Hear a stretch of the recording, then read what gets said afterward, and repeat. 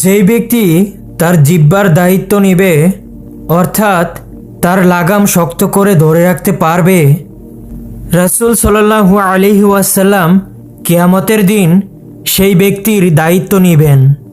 বাবা যায়, শুধুমাত্র জিহ্বার নিয়ন্ত্রণ দ্বারা আমরা কত বড় বড় নিয়ামত পেতে পারি।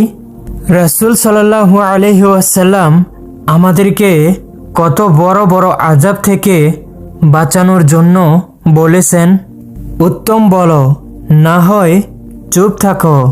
এই কথার উপর আমরা আমল করতে পারি না। জিহ্বাটা চালু হওয়ার পর খুব অল্প সময়ই প্রয়োজনীয় ও ভালো কথা বলি। এরপরেই শুরু হয় মিথ্যা, গীবত, নামিমা ইত্যাদি। আমরা আসলেই কথাবার্তা বলার সময় জিহ্বাকে নিয়ন্ত্রণ করতে না পেরে